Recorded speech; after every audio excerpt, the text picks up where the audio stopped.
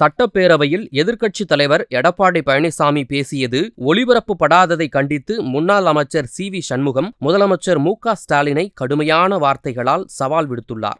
சமூக நீதி, சமத்துவம் வாய்க்கிலே பேசுவாங்க, இல்ல வாய்க்கிலே பேசுவாங்க.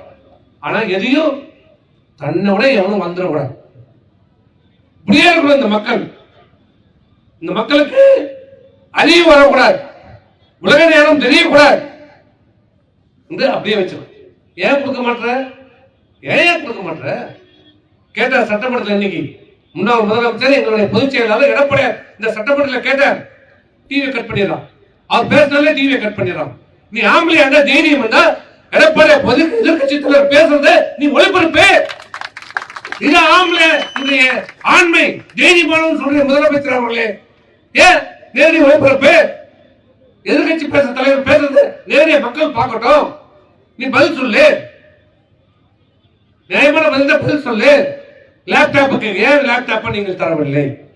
நாங்க கொடுத்தோம்ல, நீ ஏன் கொடுக்கல? 3 வருஷமா ஏன் கொடுக்கல? அது கதை சொல்றாங்க பாரு.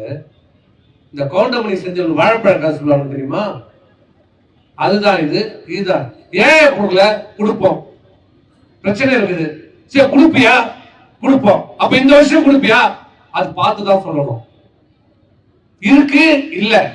ஒரு படத்துல இந்த சூர்யா அனுப்பின இருக்கு ஆனா இல்ல, இருக்கு ஆனா இல்ல. உண்டே இல்ல சொல்லியா? லேப்டாப் கொடுப்பியா இல்லையா?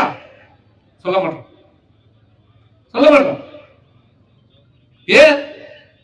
இதுதான் விடியலாச்சியா? தயவு செய்து நீங்க சிந்திங்க. இது ஏதோ பேசுறதுக்காக சொல்லல. தாலி உங்க பணம், உங்களுடைய வரி பணம் கொடுத்தோம். தாலிக்கு தங்கம் கொடுக்கல, லேப்டாப் கொடுக்கல.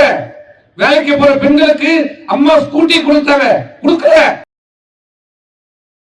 செய்திகளை உள்ளது உள்ளபடி தெரிந்து கொள்ள ரெஃப்ளெக்ட் நியூஸை சப்ஸ்கிரைப் பண்ணுங்க.